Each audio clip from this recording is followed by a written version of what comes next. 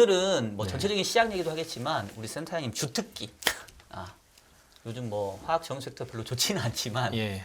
사실은 뭐 올해도 그렇고 지난 몇 년 동안 자산 시장의 가장 큰 변수를 꼽으라고 한다면 저는 유가를 빼놓을 수가 없을 것 같아요. 그래서 내년도도 유가가 중요하다고 얘기하시는 전문가들 굉장히 많으세요. 그럼요. 네. 그래서 저희가 오늘 특별히 우리 센터장님 모셨는데요.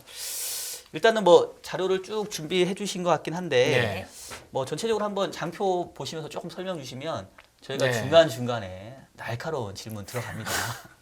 예, 제가 오늘 준비한 거는 크게 보면 세 파트인데요. 첫 번째는 이제 지금 원유 시장의 가장 중요한 이슈를 말씀드리고, 두 번째는 우리가 원유 시장에 대해서 결국 결론적으로 내년 유가에 대한 부분 어떻게 볼 거냐. 세 번째는 장기적으로 원유와 관련된 우리가 좀 알아야 되는 지식이 있어요. 사실은 많은 분들은 이제 저는 여러 번 말씀드렸지만 오늘 주식가 오르고 내년에 내일 주가가 떨어질 수는 있는데, 우리가 주식시장에서 성공하는 방법은 결국 우리의 팔리시, 우리의 전략대로 주식을 맞췄는가라는 거거든요.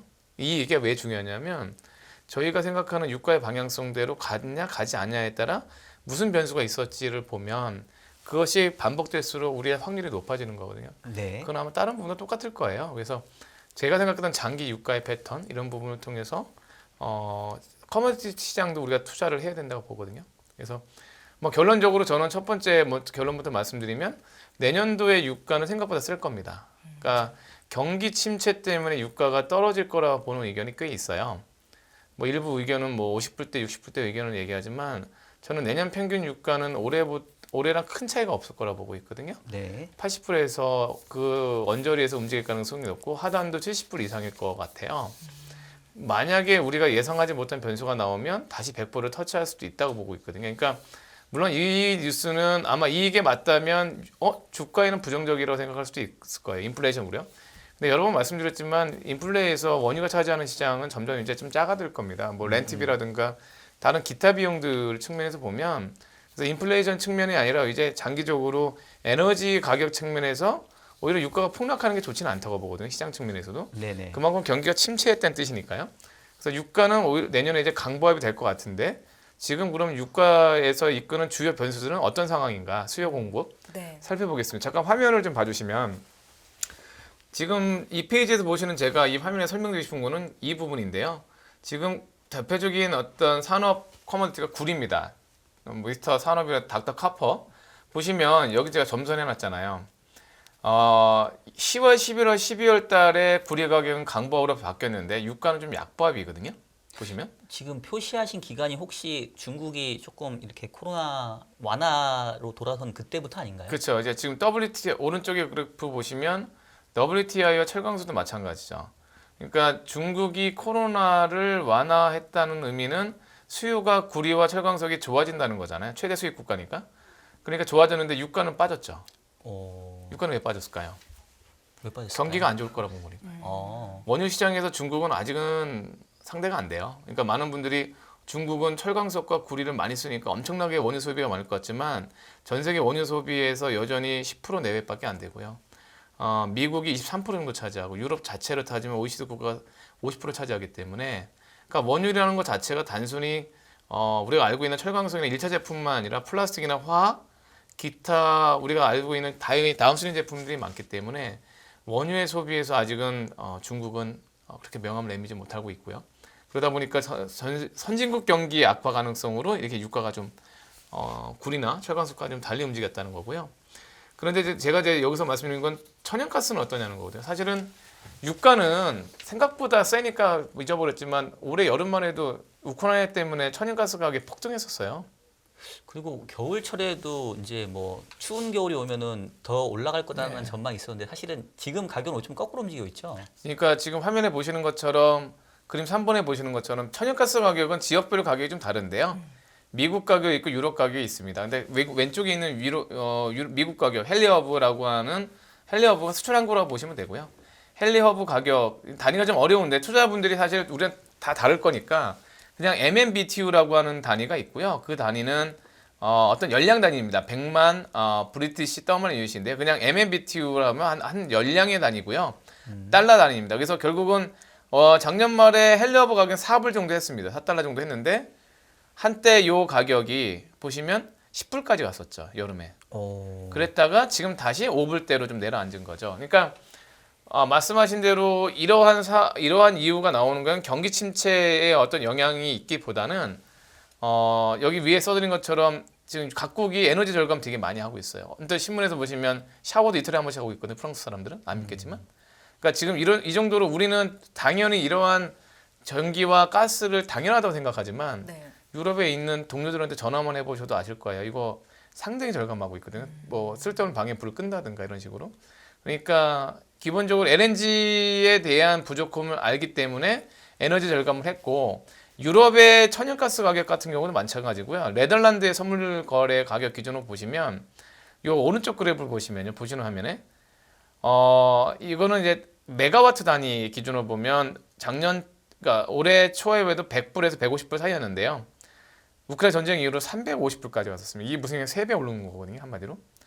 그랬다가 지금 다시 100불 언더로 왔죠. 까만색 그래프를 보시면 좌측으로. 이게 이제 경기 침체의 영향도 있겠죠. 물론. 근데 에너지 절감이 있었고 유럽 각국에서 그러니까 유럽의 어떤 러시아 이 가스에 대한 공급이 부족하니까 LNG를 즉각적으로 늘렸어요. 그러니까 제가 지금까지 살펴본 원유 시장과 커머디티 시장의 특징은 두 가지인데 첫 번째는 이게 결론적으로 경기 침체를 반영해서 유가는 빠졌다. 그런데 구리와 철광석 가격은 올랐다. 왜? 중국 경기에 대한 기대감이 있다. 그리고 가스 가격은 그런 거랑 전혀 관계없이 LNG 수입을 충분히 늘렸고 에너지 절감을 했다. 그러니까 결국 원자재 가격도 지금 천차만별이고요. 각계존타하고 있어요. 어떤 띠임이 없어요. 그러니까 원자재 스스로도 원자재 시장도 내년 시장에 대한 전망을 하기 어려운 국면이고 정확한 거는 유가는 지금 경기 침체에 대해서 일단 영향을 받았다. 뭐 이 정도로 말씀드리면 될 것 같습니다. 어렵네요. 이게 원자재 시장도 이게 상당히 차별화되는 거를 오랜만에 보는 것 같은데. 네.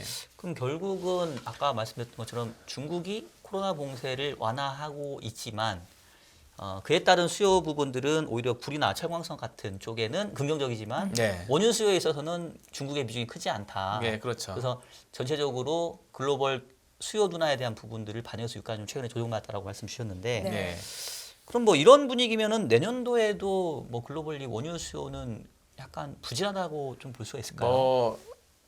솔직히 말씀드리면 올해보다는 개선되겠죠.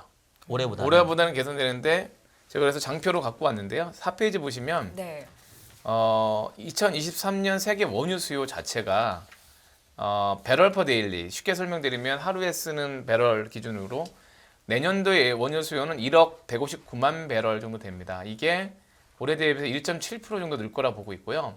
좀 더 과거 자세하게 보시면 4페이지 왼쪽 그래프를 보시면 세계 원유 수요가 어땠는지가 나와 있는데요. 그냥 막대 그래프가 원유 수요죠. 근데 2020년에 갑자기 가라앉았잖아요. 이게 이제 코로나 때문에 그런 거고요. 그다음에 코로나 이후로 계속 좋아졌었죠. 2021년에 증시가 좋았던 이유도 경기가 좋아지면서 이제 이 원유 수요도 급등했던 거고요.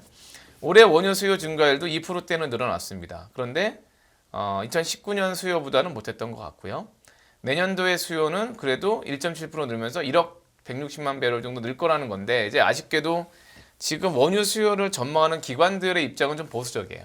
그러니까 원유 수요를 전망하는 IEA나 EIA인데요. 이것도 뭐 좀 설명드리면 미국의 에너지 정보청은 EIA고요. EIA 이름이 비슷해서 헷갈리시면 안 됩니다. 그래서 항상 헷갈렸거든요. 네. 그러니까 에너지 인텔리전스 에이전시예요. 그러니까 에너지 정보청이고 IEA는 파리에 본부를 둔 국제 에너지 기구고요. 인터내셔널 에너지 에이전시라는 뜻입니다. 그래서 IEA와 EIA가 약간 헷갈리겠지만 뭐 EIA는 미국이다 보시면 될 것 같은데 요는 올해 여름만 하더라도 내년 원유 수요가 200만 배럴 이상 늘 거라고 추정했었거든요. 근데 이제 이게 계속 내려오고 있어요. 그러니까 올해보다 내년에 200만 배럴 원유 수요가 늘 줄 알았는데 이제는 절반 정도 또는 170만 배럴 정도 늘 것이다라고 보고 있거든요. 그나마 12월 달 최근에 IEA에서 이 원유 수요 전망을 조금 그래도 늘렸던 거는 중국이 코로나를 완화하면서 11월 달에 있었던 이벤트를 반영해서 그런 거고요. 중국의 코로나 완화가 없었다면 내년 수요는 더 좀 안 좋게 보지 않았을까? 그래서 지금 중국이 코로나 때문에 많이 이제 좀 핀치에 몰려 있고 어려운 건 맞죠. 여러 가지 뭐 회귀한 소문도 많고요. 근데 결국은 만약에 이거를 내년 상반기에 해제했으면 더 어려워졌을 가능성이 있거든요. 원유 수요 측면에서는. 그래서 경기 침체와 중국의 코로나로 인한 지금 12월, 1월의 원유 수요는 안 좋은 건 맞지만 내년 수요 측면에서 보면 그게 나쁘게 볼 이유는 없다. 뭐 저는 그렇게 보고 있습니다. 그래요. 근데 약간 그 수요 부분에 대해서 내년도가 올해보다는 좀 낫다라고 말씀 주신 했는데 이 차트를 보니까 예. 그 코로나 이전에도 사실은 원유 수요 증가율이 그렇게 높지는 않았네요. 그냥 이전 수준과 비슷한 정도인 것 같은데. 예, 보통 과거에 그 원유 수요는 보통 한 200만 배럴 정도? 그러니까 1% 정도. 1에서 2% 내외 정도 늘었다고 보시면 되겠죠. GDP 탄성치보다 좀 낮았다고 보면 될 것 같고요. 그래서 과거에 원유 수요가 그렇게 폭발적으로 늘어나기는 좀 어렵고요. 네. 경기가 침체하고 나서 갑자기 는다든가 아니면 경기가 후퇴했을 때 갑자기 준다든가는 있지만 평년 내에서는 1에서 2% 사이가 느는 게 맞습니다. 그러니까 내년도에 만약 1.7% 는다면 그거는 평균 수준의 원유 수요 증가라고 보면 될 것 같고요. 그나마 그게 이제 중국의 코로나 완화 정책이 일부 영향을 줬다 이렇게 보면 될 것 같습니다. 그래서 이제 제가 왜 그 코로나 이전 상황을 여쭤봤냐면 사실은 뭐 2020년 이후, 네. 그러니까 2021년, 22년 2년 동안 뭐 글로벌 자산 시장 중에 제일 상승률이 높았던 게 유가였잖아요. 네. 근데 그게 제가 봤을 때는 뭐 수요 단에서는 큰 변화가 없었던 것 같고 결국은 이제 핵심이 공급 충격이었지 않았나. 그리고 이제 어쨌든 전쟁이 계속 여전히 진행 중에 있으니까 그래서 결국 내년도 원유 시장은 수요 단보다는 공급 쪽이 훨씬 더 중요할 것 같은데 네. 공급망에 대한 부분들이 좀 정상화되거나 이런 좀 어떤 기미가 있을까요? 공급망이 정상화되려면 이제 두 가지인데 네. 첫 번째는 우크라이나 전쟁의 종식 여부거든요. 근데 그것까지는 좀 불투명하죠. 사실은 지금 현재. 근데 물 밑에서는 계속 협상을 계속 진행하고 있으니까. 근데 내년도에는 어떤 형태든 좀 평화적인 해결이 가능하지도 않을까라는 생각을 하는데 일단은 그거는 저희가 여기 반영할 수는 없었고요. 네. 두 번째는 공급망에서 두 번째는 어떻게 보면 지금 사우디를 포함한 오펙의 입장이거든요, 사실은. 근데 이제 결론적으로는 제가 아까 유가를 모두 말씀드린 것처럼 생각보다 잘 안 떨어지고 강세라고 생각했던 이유는 뭐냐면 수요의 침체에도 불구하고 공급이 너무 불안하기 때문입니다. 다시 말씀드릴게요. 수요가 지금보다 경기가 분명히 좋지는 않을 거거든요. 왜냐하면 경기보다 주가가 선행하니까 저희는 체감하지 않지만 경기는 생각보다 조금 안 좋을 거예요. 내년도 이익 증가하는 기업이 별로 없을 정도로. 네. 그러면 원유 수요도 지금보다 그렇게 섹시하게 늘어나지는 않을 거란 말이에요. 그렇다면 그 와중에 공급이 만약에 생각보다 많거나 공급이 계속 영향을 주면 우리에게는 유가의 어떤 부분이 더 안정화될 텐데 유가는 그렇지는 않을 것 같아요. 제가 지금 화면에 잠깐 보시면 이 사진은 많이 보셨을 사진인데요. 언제 보셨던 것 같아요, 이 사진을? 이거 올해 언제였더라? 그 7, 8월 때 그렇죠. 아닌가요? 대충 7월 정확하면 7월이고요. 예. 7월 말쯤에 그때 유가가 워낙 강세여서 바이든이 직접 사우디를 방문했어요. 갔다 와서 엄청 욕먹었죠. 빈손으로 왔다고. 그러니까 지금 빈살만의 표정과 이 마지막 헤어지는 좌하단에 있는 사진을 보면 서로 다른 것을 응시하고 있거든요. 그러니까 이제 밀월 관계는 없다고 보시면 될 것 같아요. 그러니까 바이든은 대놓고 증산을 하라고 얘기했거든요. 그렇죠. 증산을 얘기하고 있는데 사우디는 증산을 하지 않았어요. 오히려 제가 화면에 보시는 요 6페이지 보면 네. 9월 이후로 오히려 감산했습니다. 이게 되게 중요한 충격적인 건데 9월 이후로 이 왼쪽에 있는 그래프 오펙과 이 사우디가 곧 오펙의 물량이라 보면 사우디는 보통 1,000만 배럴 이상 계속 지난 한 20개월 이상 원유 공급을 늘려왔거든요. 보시면 2001년 1월 이후로 거의 17개월, 18개월에서 원유 증가를 늘려왔죠. 그런데 왜 늘렸냐면 유가가 올라도 공급이 늘려도 유가가 올랐으니까요. 근데 7월, 8월 달에 갔다 온 이후로 오히려 20만 배럴씩 줄였거든요. 왜냐하면 유가가 좀 흔들렸거든요. 그 부분은. 그러니까 사우디는 지금 전형적으로 과거의 공급망으로 보면 제가 이제 사우디와 미국은 루즈벨트 2차 대전 이전으로 올라가요. 그 네. 역사는. 그러니까 사우디와 미국이 담합했던 거는 쉽게 말하면 안보는 미국이 책임을 지되 안정적인 원유 공급을 달라는 거였거든요, 사실은. 그것이 여태까지 지속되고 있고 지금도 그렇게 되고 있습니다. 미국의 가장 큰 원유 수입상은 사우디입니다. 50조 넘게 하고 있고요. 네. 우리나라 4등 정도 합니다. 8조 정도 수입하고 있어요. 큰 손이죠. 그러니까 그런 측면에서는 사우디 입장에서는 그거를 들어야 되는데 왜 이게 밀월 관계가 지금 하고 있냐면 최근에 원유 거래를 위안으로 하겠다는 얘기가 돌고 있거든요. 그렇죠. 그것도 그걸 결국 이제 주려고 중국이 사우디에 기술과 핵기술까지 준다는 얘기도 있어요. 사실은. 그러니까 안보를 중국이 책임져 줄 테니 이제 미국과의 관계를 끊으라는 얘기고 미국은 거기서 상당히 이제 불편해하는 상황이거든요. 그러니까 기축통화의 달러는 변화가 없겠지만 페트로 달러, 그러니까 원유를 결제하는 금액을 달러에서 위안으로 하겠다는 거는 좀 시간이 걸릴 것 같고요. 여하튼 이런 부분들이 사우디 입장에서는 굳이 미국 말을 듣지 않고 유가를 즐길 수 있는 환경이 된 거다. 이렇게 보시면 될 것 같습니다. 지금 아까 7페이지에서 보여줬던 그 사진이 아까 이제 7월 달에 네. 네. 바이든하고 이제 빈살만하고 만났었을 텐데 최근에 그 또 시진핑이 가가지고는 전혀 아주 다른 분위기를 연출했잖아요. 극빈 대우를 받고 오셨죠. 그렇죠. 네. 뭐 차문도 열어주고 막 이랬었던 것 같기도 한데, 근데 아까 지금 상당히 제가 이제 내년도 원유 시장 볼 때 이제 중요하다고 생각했던 그 요인을 말씀 주셨는데 네. 결국 이제 우리가 5일 달러라는 말이 나올 수 네. 있을 정도로 그동안에 이 원유 결제는 기본적으로 달러 베이스로 이루어졌는데 이게 이제 진짜 위안화로 바뀌게 된다고 위안화로 간다고 조금이라도 비중이 바뀐다고 한다면 좀 많은 영향이 있을 것 같은데 예. 지금 보시기에 위안화로 결제가 이루어질 가능성은 그래도 낮다고 보시는가요? 아니면 좀- 저희들은 위안화로 결제를 하는 것 자체는 중국과 사우디 두 국가의 이슈가 아닌 이상은 쉽지 않을 거고요. 그러니까 다른 국가가 거기에 동의하지 않을 거라 보고 있고, 그리고 중국과 사우디 입장도 좀 아직은 좀 봐야 되는 게 사우디 입장에서 또 위안화로 연동돼서 원유를 주기 시작하면 위안화 가치에 대해 담보할 수 없잖아요. 네네. 사실은 그러니까 미국이 가만히 있지 않을 겁니다. 아마 위안화를 어떻게든지 가치를 좀 절하시킬 방법이 있을 거고, 그래서 물론 단기에 그걸 할 수는 없지만 위안화가 앞으로 5년, 10년 동안은 계속 원유 시장에서 괴롭힐 필요는 있다. 왜냐하면 원유의 가장 큰 손이기도 해요. 중국은 원유가 없는 나라거든요. 안타깝게도. 그러니까 원유에 대해서 결제를 제일 많이 하는 나라 중에 하나고요. 저희 동북아시아 전체 원유 수입의 80% 정도 차지할 정도로 가장 크죠.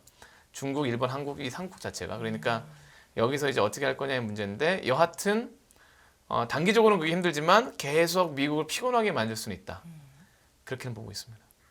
그러니까 이제 모르겠어요. 이게 직접 섹터를 담당하고 있으신 분이 단호하게 말씀을 하시니까 네, 제가 네. 조금 조심스럽긴 한데 중국하고 사우디하고 이해관계를 좀 생각을 해보면 뭐 전체는 아니더라도 그냥 중국하고 직접 거래 정도는 위안화로 갈 가능성이 좀 있어 보이지 않나라는 생각이 드는 게 어차피 중국은 위안화를 이제 기축통화의 하나로 올리고 싶은 거니까 당연히 이제 그 중에서도 가장 결제가 많이 이루어지는 이 원유 거래에 있어서 위안화를 좀 끼워놓고 싶을 거고, 그리고 사우디는 지금 미국하고 사이가 지금 멀어진 상태에서 약간 이제 미국으로부터 독자적인 행동을 많이 보이려고 하잖아요. 그러면 뭐 둘 사이에 거래할 때 위안화로 거래하는 거는 그렇게 크게 문제가 되진 않지 않을까요? 문제 안 됩니다. 문제 안 그래요? 되고요. 예. 네. 근데 사실은 지금 7월 달에 이렇게 사이가 안 좋았던 것 중에 하나가 카시쿠지 암살이었거든요. 언론의 그렇죠, 암살. 그렇죠. 사실은 예. 이 부분에 대해서 뭐 여러 가지로 풀어야 되는 부분도 있고요. 트럼프가 집권했을 땐 또 되게 친했어요. 그래서 뭐 이런 부분도 있는데 여하튼 사실은 미국이 지금 사우디만 볼 문제가 아닌 게 원유 시장에서 미국의 지금 급한 부분은 오죽하면 바이든도 여기까지 달려갈 이유는 없었거든요. 근데 지금 이 왼쪽에 있는 8페이지 그림을 보시면 미국의 전력 비축률이라는 게 있습니다. 그러니까 전시 상황을 대비해서 항상 쌓아둬야 되는 전력 비축률, 70년대부터 쌓았던 네. 정확히 30년 전에는 6억 배럴 정도 됐어요. 6억 배럴 정도 됐는데 지금은 4억 배럴 정도입니다. 급감했네. 이게 30년 전에 원유 소비량을 비교해 보면 그때는 전체 원유 소비의 5분의 1 정도를 갖고 있었다면 지금은 10분의 1도 안 갖고 있는 거거든요. 사실은. 그러니까 전력 비축률은 다시 내년에 채워야 되는 부분입니다. 이 부분은 상당히 민감한 부분이에요. 그래서 전력 비축률을 채우지 않고는 또 그러니까 전력 비축률가 이렇게 급감한 이유도 아시잖아요. 원유 안정성을 위해서 미국 시장 계속 풀었던 거고요. 그러면 오른쪽에 보면 이제 오바마 시대 때 있었던 셰일 오일 시대에 미국은 사실은 오히려 사우디에 위협했던 원유 생산국이었고요. 오른쪽 그래프를 보시면 결국은 간단합니다. 원유 시축이라는 게 막대 그래프인데요. 13년, 14년에 미국 내에 있었던 원유를 시추할 수 있는 기계 자체는 여기 보시는 것처럼 1,800대에서 2,000대 가까이 사이가 있었다 보시면 되고요. 지금은 500개 초반에 머물고 있어요. 그러니까 그거는 뭐 기술이 없어서는 아닐 거고요. 유가가 이렇게 많이 높으면 당연히 채굴기가 많이 증가해야 되는데 이게 이제 사실은 사업이란 거는 하루 이틀 할 게 아니라 20년, 30년 정도 투자를 해서 감상비를 해야 되기 때문에 여기에 투자를 하기가 껄끄러운 거죠. 에너지 판도가 결국은 전기차라든가 태양광이나 수소에너지의 증가 시에 원유 수요의 둔화가 10년, 20년 뒤에는 훨씬 더 커질 수 있기 때문에 이 부분이 이제 미국의 딜레마로서 나오고 있는 거죠. 그러니까 미국이 원유 생산을 충분히 할 수 있었다면 사우디를 갈 필요가 없었을 텐데 지금 이런 부분, 그래서 뒤에 또 말씀드리겠지만 원유에 대한 가격, 장기와 단기 가격에 대한 전망도 결국은 신재생 에너지의 기술적인 어떤 진화 발전 속도에 따라 좀 바뀔 수 있다. 그건 또 뒤에 설명드리겠지만 일단은 미국은 원유 생산에 대해서는 좀 핀치에 몰려 있다 이렇게 보시는 게 맞는 것 같습니다. 그 사실은 우리가 지금 유가에 대한 관심을 가져야 되는 이유가 저도 네. 이제 투자를 하는 입장에서 지금 이제 막 인플레이션의 압력이 조금 완화되는 그런 모습이고 최근에 미국의 물가 상승률 보게 되면 확실히 에너지 가격이 많이 줄었잖아요. 예. 그게 이제 많이 기여를 해주고 있는데 그거 말고는 여전히 뭐 서비스 요금, 뭐 임금 이런 게 높아가지고 인플레 압력이 완전히 사라진 게 아니잖아요. 연준이 그래서 여전히 긴장을 놓치지 않는 것 같은데 네. 만약에 유가가 센터장님 말씀처럼 그냥 뭐 오르지도 않고 떨어지지도 않고 그냥 현재 정도 수준 유지한다고 하면 다행인데 네. 혹시나 내년도에 가서 또 이런 공급 쪽 이슈 때문에 오히려 유가가 여기서 더 올라버리면 이건 다시 인플레가 좀 잡히는 듯 하다가 다시 상승하게 되면 우리가 기대하는 뭐 내년도에 금리 인상 멈추고 뭐 내년 말이나 내후년에는 금리 인하 할 수 있겠지. 이 시나리오가 이제 다 어그러질 수 있기 때문에 상당히 이제 유가에 대한 중요성을 저는 높게 보고 있는데 네. 지금 이제 저는 그 제가 최근에 에너지 시장을 보면서 느끼는 게 약간 구조적인 변화, 흔히 말하는 그동안에 뭐랄까요? 약간 석유 내지는 화석 연료 시장에서 친환경 에너지로 넘어가는 과정에서 많이 공급 부족이 발생하고 있다 이런 얘기 많이 하잖아요. 네. 그리고 예전에는 유가가 이 정도면 우리가 항상 들었던 게 쉐일 오일 뭐 이런 거 들어보셨잖아요. 네, 그렇죠? 네. 근데 요즘은 전혀 들리지 않거든요. 그래서 혹시나 미국 내에서 유가가 조금 올라간다 하더라도 지금 아까 원유 공급에 있어서 미국이 좀 코너에 몰리고 있다고 하셨는데 구조적으로 이제는 좀 뭔가 이런 화석연료를 생산하는 것 자체가 어려워져서 그런 부분도 좀 있는 건지. 그 부분은 이제 어떻게 보면 사실은 쉽게 말씀드리면 이제 돈이 안 될 것 같다는 거죠. 지금 당장은 돈이 돼요. 그러니까 보통 미국의 셰일 오일이 있다는 걸 알고 그거를 자, 생각해보면 되게 간단한 것 같지만 셰일 오일을 내가 여기서 의사결정해서 자, 우리가 셰일 오일을 캐서 그거를 팔아서 돈을 법시다 하는데 6개월에서 1년 걸리거든요. 왜 그러냐? 일단 셰일 오일을 파기 위해 시추기를 주문해야 되고 시추기가 와서 그걸 파야 되고 그다음 판 오일을 저장하는 파이프라인을 일일이 공사를 통해서 항구까지 실어야 되고 그리고 원유를 또 판로선을 만들어야 되고 거기 스텝 부서나 거기에 대한 사람들 채용해야 되고 그 셰일 오일은 또 오지에 있잖아요. 네. 한때 5년 전, 6년 전에 미국에서 요리사 3억 5억 받았어요, 연봉을. 왜 받았냐면 거기에 쉽게 막 썰어줘야 되잖아요, 노동자를 위해서. 노동자들 음식을 해줘야 되잖아요. 3억 5억 받아야 돼요. 그러니까 이게 무슨 얘기냐면 그만큼 말로는 쉽지만 거기에 셰일 오일을 통해서 돈을 벌기 위해서는 어떤 게 들어있냐면 적어도 20, 30년간 난 여기서 큰 돈을 벌 수 있어라는 확신이 들어야 돼요. 확신이 들 수 있을까요? 지금 미국에서는 태양광, 풍력, 2차 전지, IRA 법안 이후로 신재생에 대한 투자를 더 늘리고 있는데 ROIC가 부담스럽겠죠. 그러니까 이 부분이 쉽게 말하면 그러니까 장기적으로는 원유 가격은 떨어질 겁니다. 저는 원유 가격은 지금보다 훨씬 안정적으로 빠질 거라 보는데 그 시점이 3년 뒤일지 5년 뒤일지 모르지만 그 부분이 있을 거예요. 그런데 다만 지금 당장은 어떻게 보면 불황이 가져다 둔 기회겠죠. 원유 시장. 근데 또 하나 재밌는 거는 아까 말씀드린 대로 미국의 입장이 그러면 사우디는 되게 마음이 편하냐? 사우디에 있는 분들도 다 열심히 공부를 하고 계신데요. 네옴 시티를 왜 지려고 할까요? 그거 친환경 빌딩이거든요. 네옴 시티라는 자체가. 그러니까 결론적으로는 원유가 언젠가는 가치가 많이 떨어질 거라고 알고 있어요. 그들도. 그래서 가장 많은 신재생을 쓰고 있는 게 오히려 사우디 쪽이거든요. 네. 태양광이라든가 풍력을 쓰고 있고요. 그러니까 그런 측면에서 보면 결론적으로는 지금 미국의 어떤 원유 채굴과 원유 채굴에 대한 기술의 문제는 전혀 아니고요. 그러니까 장기적으로 보는 지금 에너지 시장에 대한 뷰, 단기적인 가격 급등에 대한 괴리라고 보면 되겠죠. 지금 당장 뭐 쉽게 말씀드리면 예전에 뭐 석탄 가격이 막 급등했다고 해서 원유 석유 시장이 발달하고 있는데 네. 석탄 가격이 급등한 적이 있었거든요. 1920년대. 그렇다고 석탄을 더 쓸 수는 없잖아요. 네네. 그런 식의 어떤 과도기, 그리고 과도기가 주는 어떤 불협화음으로 보는 게 맞는 것 같고요. 그게 한 2, 3년 정도는 있지 않을까? 저는 그렇게 보고 있습니다. 그러니까 그게 맞는 얘기긴 하네요. 그럼 결국 에너지 정책이 변화하면서 네, 지금 친환경적으로. 친환경적으로. 그러니까 제가 예전에 듣기에는 뭐 쉐이롤 같은 경우는 생산 단가가 되게 낮다. 예. 뭐 뚜껑만 열면 된다. 뭐 이런 예. 얘기 들었었는데 네. 지금 당장은 돈 벌 수 있지만 말씀했던 것처럼 이제 미래를 봤었을 때는 자체가 사양 산업에 가까우니까 뭐 신규 투자를 10년 못하는 장사하고 거죠. 말 건 아니잖아요. 사실은 30년, 40년을 보시고 하셔야 되는데 투자자 입장에선 그런 의사결정을 하기가 매우 힘들죠. 그럼 이렇게 에너지 정책이 바뀌는 과도기적인 상황에서는 일시적으로 공급 자체가 계속 좀 뭔가 부족한 상황이 좀 이어질 수 있는. 그러니까 공급 사이드 요약하면 예전에는 사우디의 원유 생산량을 조절할 수 만든 게 미국이었잖아요. 그러니까 미국이 스스로 원유 생산량이 과거 그래프 보시는 건 원유 생산량 자체가 떨어졌기 때문에 네네. 쉐일의 동력을 상실했고요. 그렇다고 보면 미국은 전기차나 이런 시장을 가고 있기 때문에 사우디만이 이제 오일 헤게모니를 쥐고 있는 상황이고요. 두 번째로는 그 와중에 좀 전쟁이란 어떤 상황, 그다음 사우디와 미국의 밀월 관계가 옛날 같지 않다는 점, 이런 것들이 유가에 대해서 조금 더 강법을 볼 수밖에 없는 상황인 것 같고요.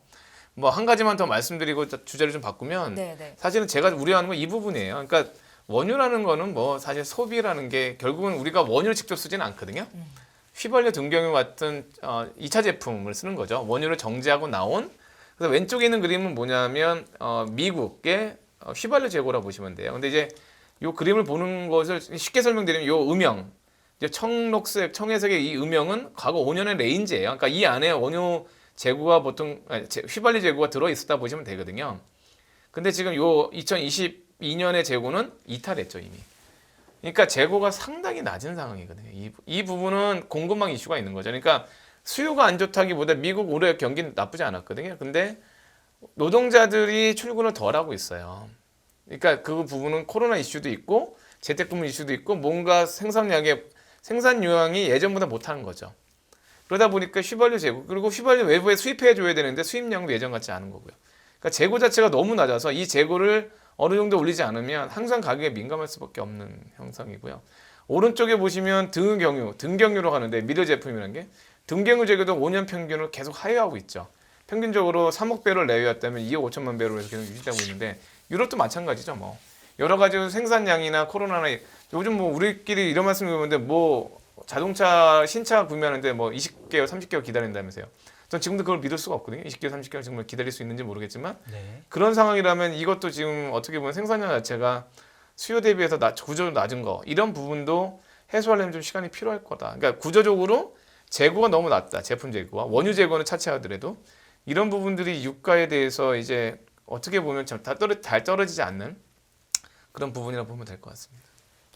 자, 그러면 이제 슬슬 이제 저희가 좀 결론 부분을 얘기하면서 조금 시사점을 도출을 해야 될 예. 것 같은데 지금 이제 말씀을 듣다 보면은 생각보다 안 떨어질 거예요라고 초반에 시작하셨지만 저는 자꾸 의외로 올라갈 수 있어요 이렇게 들리거든요. 네. 근데 이제 그래도 내년도에 경기 침체가 된다는 거는 네. 원유 수요 부분에서는 아니면 수요가 좀 둔화되는 건 있거든요. 분명히 그죠? 네. 그러니까 올해 상반기 미국 경기 수요 엄청 좋았거든요. 선진국에. 그거보다는 내년 경기 분명히. 그러니까 미국의 키예요. 미국 전 세계 원유 소비의 5분의 1 정도 차지하는데 20% 정도. 미국이 경기가 지금부터 나빠졌기 시작했기 때문에 그러니까 미국이 경기가 상반기 좋다가 지금보다 나빠진 거고 중국은 이제 지금 좋아지려고 하는 거니까. 근데 안타깝게 중국 소비는 미국 소비의 절반이 안 되거든요. 그러니까 미국의 소비가 둔화되는 게 아직은 좀 파괴력이 있는 거죠. 그래서 그 부분은 원유 가격이 누를 거예요. 근데 미국의 소비가 둔화돼서 내년 상반기에 아마 임금도 오히려 줄 수 있다는 얘기가 돌 정도로 미국은 조금 견제가 될 것 같고 반면 이제 아까 말한 대로 그러면 유가가 좀 빠져줘야 되는데 한 60% 50%대로. 근데 아까 그렇지 말했던 않잖아요. 사우디라든가 지금 보고 계신 재고 이슈라든가 그다음에 미국 자체 전력 비축 이런 측면을 보면 공급이 너무 없거든요. 그러니까 이런 측면 때문에 유가는 다시 또 70불대에서 80불대로 당분간 강보합이 될 거고 지금 사회자께서 말씀하신 유가가 또다시 스파이크를 일으킬 수 있는 이유는 우리가 또 예측하지 못하는 일이 발생하는 거겠죠. 그러니까 우크라이나 전쟁에서 우리가 미처 예상하지 못한 도발적인 변수 때문에 너무나 많은 피해가 있다든가 아니면 뭐 미국이나 이런 쪽에서 생각보다 뭐 수요나 공급 측면에서 또다시 어떤 팬데믹이 아닌 거지만 이동이나 아니면 공급망에 또 다른 문제가 생기면 또 사실은 그런 부분에 유가가 또 올릴 수 있는 부분은 있습니다. 약간 이제 제가 듣기에는 약간 업사이드 가능성이 있는 보합 정도 네. 이런 정도로 들리는데 그래서 맞나요? 70에서 80을 상단으로 잡으신 것 같습니다. 네. 뭐 100불까지 안 가길 바라고 있고요. 네. 일단은 그러니까 제가 드리고 싶은 거는 내년도에 물가 때문에 주가가 빠진다고 좀 보고 있지는 않지만 네. 다만 물가 변수에서 유가가 차지하는 영향력이 우리 한동안은 우리에게 계속 어떤 민감하다거나 좀 널버스하다고 그러죠 영어로. 그러니까 좀 계속 지켜봐야 되는 계속 지켜봐야 되는 이슈가 내년까지도 그렇게 될 것 같다라고 보고 있습니다. 자, 그러면 일단 뭐 전체적으로 원유 시장에 대한 수요와 공급 요인 우리가 촘촘히 알아봤는데 또 이제 뭐 상상인증권의 리서치 센터를 이끌고 계시니까 네. 그럼 뭐 내년도 시장 전망할 때 유가는 그렇게 큰 변수는 아닐 것 같긴 한데 혹시 내년도 시장 전체적으로 어떻게 지금 보고 계시는 거예요? 저희 하우스에서 보는 내년도 시장 뷰는 저희들은 내년도에 실적으로 주가가 올라간다고 보고 있지는 않아요. 오히려 큰 변수는 어떻게 보면 중국의 제로 코로나 정책이 얼마나 빨리 매듭될 거냐의 문제인데요. 당초 저희가 생각했던 건 내년 전국 전인대 때 이후로 이제 중국이 제로 코로나 정책을 좀 완화할 거라 봤는데 생각보다 빨리 했거든요. 네. 이건 이 두 가지 의미가 있어요. 되게 혼란스러울 것이다. 12월, 1월, 2월 춘절이 빨라요. 또 올해 1월 22일이라. 그러니까 예상보다 시장은 단기적으로는 되게 흔들릴 수 있다고 봅니다. 그러니까 우리가 지금 중국과의 정보를 다 접수하지 않고 있거든요. 뭐 감염자가 2억 명이나 3억 명 얘기하지만 지금 중국은 어떤 상황인지 아무도 잘 모르는 것 같아요. 뭐 통계도 발표 안 한다니까 뭐 알 수가 없어요. 그러니까 전체 인구의 한 2% 이상이 지금 확진자라고 얘기가 들더라고요. 네. 근데 참고적으로 우리나라 누적 확진율은 얼마인지 아세요? 50% 정도 됩니다. 미국이 한 40%대 누적 확진율입니다. 네. 유럽이 38% 정도 돼요. 그러니까 미국은 검사를 안 했기 때문에 50% 넘을 거라 추정되고 있고요. 그런데 치사율은 0.1에서 0.13 사이에 있어요. 그러니까 이론적으로 보면 중국이 15억 인구가 맞다면 7억 정도의 감염 가능성이 있고 그중에 0.1%에서 0.13%가 사망한다 보면 수학적으로 계산해 보시면 뭐 100만 이상이 어떻게 보면 큰 뭐 이슈를 맞이할 수도 있는 건데 뭐 그렇게 안 되길 바라고 있고 근데 유럽, 미국, 한국 모두 다 치사율이 0.1에서 0.14 사이에 있었습니다. 0.014, 0.015. 근데 제가 드리는 말씀은 결론적으로는 근데 우리나 유럽처럼 백신이나 통제가 잘 됐던 나라가 아니다 보니 그렇죠. 우리가 어느 순간에 잘 모르는 뉴스가 나오면서 시장이 좀 단계를 흔들릴 것 같아요. 그래서 12월, 1월, 2월까지는 어쩔 수 없이 우리가 보는 큰 시장에서는 아무래도 좀 불안하게 흔들릴 것 같은데 네. 거꾸로 보면 그 다음에는 오히려 안정화될 가능성이 있거든요. 그죠? 그게 어떤 집단 면역 관계도 있을 수 있고 치료제 관계도 있을 수 있고 우리나라 경험으로 보면 그 얘기는 중국이 지금 3, 4월부터 경기 부양책을 한다는 거는 가장 수혜주는 중간재거든요. 그러니까 무슨 얘기냐면 지금 중국이 완제품을 만들 때 필요한 화학이나 철강, 기타 제품들에 대한 재고를 쌓아야 될 수밖에 없고요. 네. 그래서 저는 결론적으로는 미국 경기 때문에 우리가 덕을 보진 않지만 중국 때문에 호황이 올 수 있다. 그래서 저는 한국 시장 같은 경우에는 오히려 상고하유라고 봐요. 그러니까 상반기에 오히려 주가가 오르고 하반기에는 강보합일 가능성이 있다. 근데 강보합인 이유는 내년 기대감이 삼아있기 때문에 그래서 상고하유요? 예, 많은 분들은 상고하죠 얘기하거든요. 네. 근데 하반기에 왜 주가가 떨어져야 될지는 모르겠어요 저는. 지수가 떨어지지 않는다고 보거든요 저는. 하반기에 대부분- 유지가 된다라는 말씀이신 것 같아요. 저는 오히려 강보합일 가능성이 있는 거죠. 하유. 그러니까 많은 분들은 상고하죠 얘기하는데 상저하고. 예, 상저하고 상반기까지 안 좋다가 하반기에 좋아진다. 네. 근데 이건 뭐 저는 그냥 뻔한 상반기에 먼저 전망인데. 선행적으로 오를 거라고 보고 있거든요. 아마 4월, 5월, 6월이 되게 강세일 가능성이 있다라고 보고 있고 그런 다음에는 더 오르겠지만 사실 오른 거 부담스러워서 좀 강보합일 가능성이 있죠. 내년 실적에 대한 확인이 필요하니까. 그래서 저는 상반기에 오히려 오르고 하반기에는 보합일 가능성이 있다고 보고 있고요. 주요 뭐 추천하는 업종은 한 5개 정도의 섹터로 얘기 드리는 게 맞는 것 같고요. 네. 뭐 대표적으로 아까 말씀 중국 경기와 관련된 소재주, 화학 철강. 두 번째는 중국 자체가 우리나라로 관광객이 올 거라 봅니다. 내년 여름부터는. 중국 소비주죠. 면세점이나 화장품도 분명히 우리에게 우호가 될 거라 보고 있고요. 세 번째로는 그 신보호무역주의. 그러니까 미국의 IRA 법안 이후로 그 사우디와 뭐 중국의 밀월 관계 뭐 이런 거를 봐서는 결국은 그 예전에는 가장 싸게 만드는 게 좋았거든요. 20년 전만 해도. 네. 그래서 중국으로 모든 원재료가 들어갔고 거기다 뚝딱뚝딱 해서 제품을 만들어서 다시 해외로 가는 대항해 시대였죠. 어떻게 보면 대항해 시대였고 저는 이제 블록화되고 있습니다. 무슨 얘기냐면 이제 미국이 만들어줄 수 있냐 없냐만 따지면 돼요. 다 필요 없어요. 그러니까 만들어줄 수 있어 없어. 싼 거 필요 없거든요. 그래서 저는 우리나라의 태양광이나 2차 전지, 신재생 쪽이 오히려 우리가 중국 다음으로 잘 만들고 있거든요. 네. 이 부분이 미국 쪽과 이미 뭐 밀월 관계가 되면서 될 것 같고요. 그 다음에 네 번째로는 방산입니다. K방산도 당연히 지역주의의 산물이고 마지막으로는 바이오입니다. 바이오를 추천드리는 이유는 내년도에 실적이 증가하는 기업은 없을 거예요. 삼성전자 하이닉스 실적 증가라고 좀 저희 하우스에서 보고 있지 않고요. 그렇다면 실적과 기대의 괴리가 있을 때 장기적인 어떤 기대치가 반영될 수 있는 기업들, 파이프라인이 좋아지는 기업들은 한 바이오가 4년 동안 주가 상승이 별로 없었고요. 그래서 바이오 기업에 대해서 추천드리고 있습니다.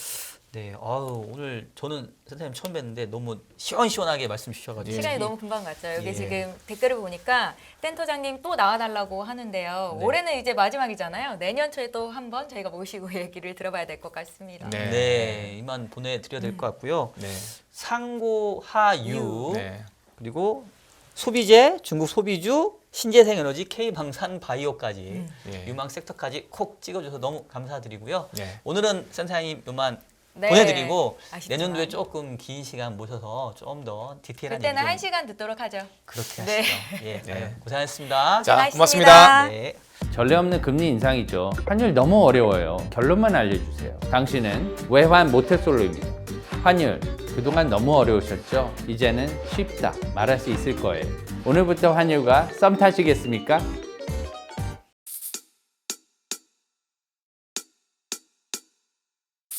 지금은 현명한 지혜가 필요한 시점입니다. 딱 10분만 투자하세요.